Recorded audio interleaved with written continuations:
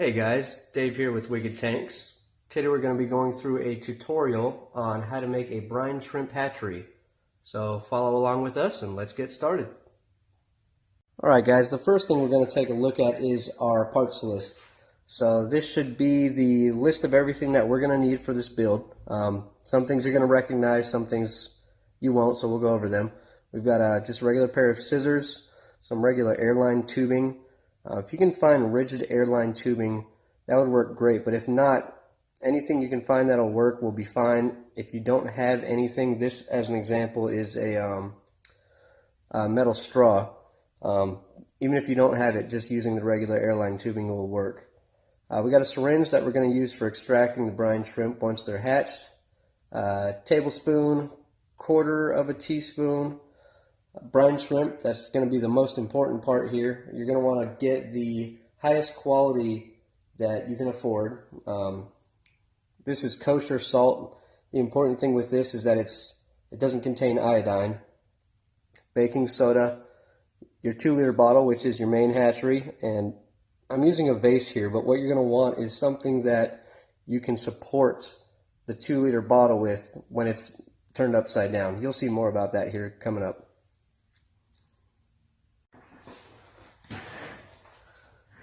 Alright guys, so the first thing we're going to do here is start prepping out our materials. We'll go ahead and start by cutting the labeling off of the 2-liter.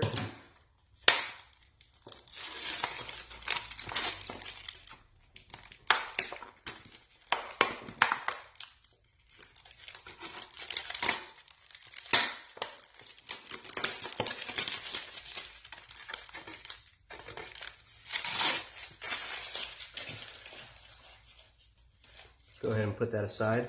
The next thing we're going to want to do is cut our opening for the 2-liter. You'll see there's a small ring right here. What I usually do is we'll just cut around that ring and we'll use that as our guide for cutting out the bottom of the bottle.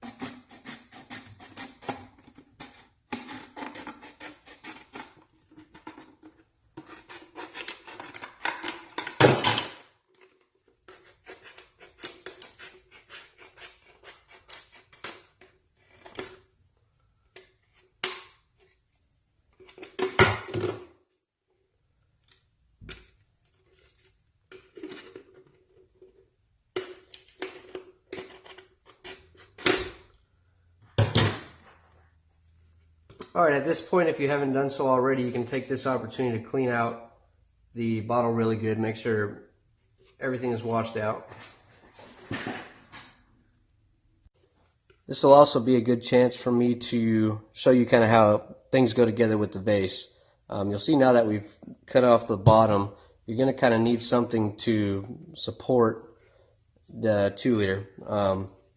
So what I've found has worked really well for me is if I take the vase, and you see how it kind of fits just perfectly into the vase, and then when you stand it up, it's going to hold itself up.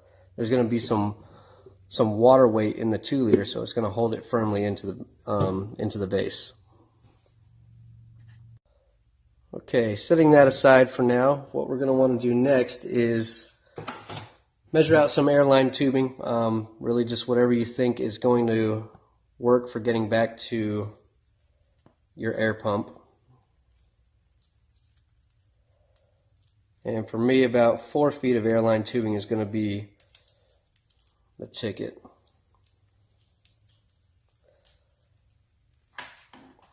Okay, so once you've got your airline tubing cut to length, one thing I can show you guys real quick is if you don't have rigid airline tubing or a metal straw, you can just use the regular airline tubing. And what we're going to eventually be doing is getting it to a point where the airline tubing is all the way to the bottom. In fact, we want to try to get it This is why the rigid airline tubing is helpful. You're going to want to try to get it all the way into the cap. You're going to, while it's running, you want it to sit all the way down there in the bottom of the cap. But I'll show you real quick why it's helpful to use rigid airline tubing or something like the straw, because that same concept is much less of a struggle, as you can see, just to drop it all the way down in there and it'll rest at the bottom. Quick little demonstration on how the airline tubing fits into the metal straw that I have here. We'll see if we can keep the camera in focus, but the airline tubing will actually fit inside of this straw just perfectly. It takes a little bit of effort, but it'll perfectly fit into the end of that straw, which creates a nice airtight seal as well.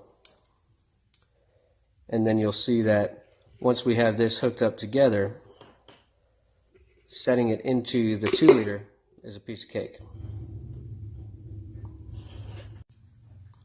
Alright guys, this is where the fun part starts to begin. This is where we get to do a little bit of science.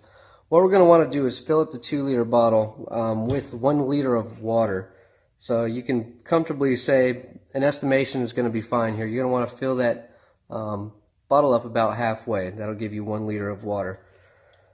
I use regular tap water. I do put some dechlorinator in there, but we're going to want to fill this up about halfway.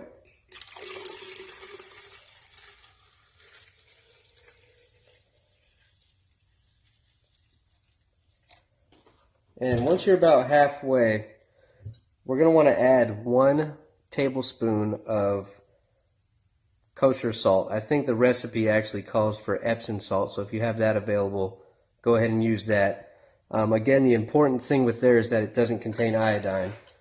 So we're going to add about 1 tablespoon of salt.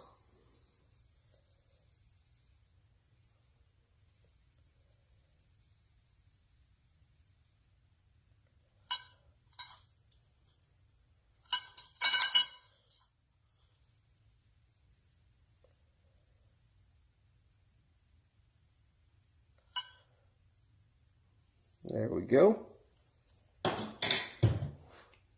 And then we're also going to add a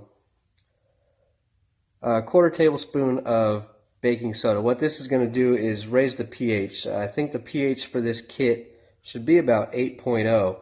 And I know that my tap water coming out is the pH is 6. So we're going to add a little bit extra here because I know my pH is so low. What we're going to do from there is we're going to add a teaspoon of the brine shrimp. I'll go ahead and open this so you guys can take a look, see what it looks like here. I don't know if the camera's going to focus right for us. See, it just looks like a dust. We're going to add 1 teaspoon of brine shrimp to our hatchery, but only after we give it some time to aerate and fully mix. You want all that salt and baking soda to be thoroughly combined into our water before adding the brine shrimp. So from here we're going to take this kit inside and we'll take a look at it from there. Alright guys, now that you've got this inside, what you're going to want to do is get it hooked up to your airline system and start bubbling it. You can bubble it pretty vigorously there, at least until the water becomes clear again. Once it's looking clear like that, we're going to be good to go, but you want to make sure that all the little granules of salt and baking soda are completely dissolved and everything's mixed up really well before you add any of the brine shrimp. So we're going to take this time to take a quick look at the tanks and we'll be back when we're ready to go.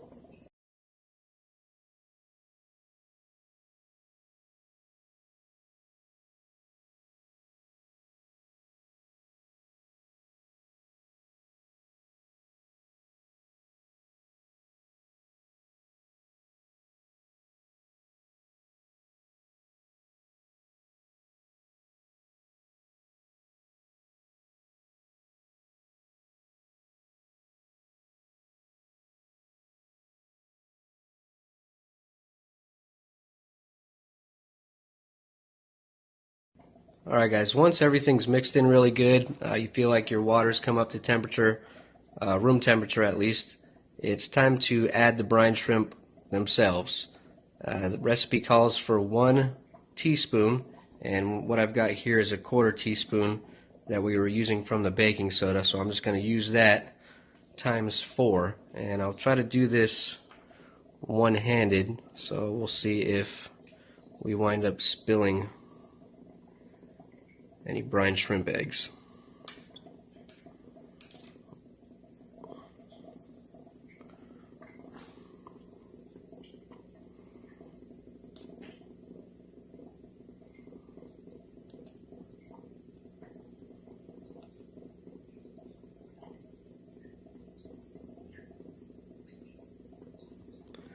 Alright, that's probably going to be about 1/4 teaspoon. So we're going to do that total of 4 times to come up with 1 full teaspoon. I'll do those other 3, and then I'll check back in with you guys and show you what it looks like once it's circulating around in the hatchery. Alright, and here's what we look like with the full teaspoon added. I've got the air set pretty high right now. I want to try to keep all the eggs moving. I don't want any of them to be sitting stuck to the side. You're also going to want to put a light bulb up here. I think it calls for a 60 to a 100 watt light bulb, and that's primarily going to be for heat. Because all I had was this LED bulb, I've also added Erica's oil diffuser next to it. That's going to generate some extra heat for us. You really want to try to keep this up as close to 80 degrees as you can get. Certainly anything between 70 and 80 degrees is probably going to work, and it takes 24 to 48 hours. So the next part of this series is going to be once the brine shrimp have actually hatched, and I'm going to show you guys how to extract them, and then we'll do a live feeding for you. Stay tuned, and we'll have that coming up for you in part 2.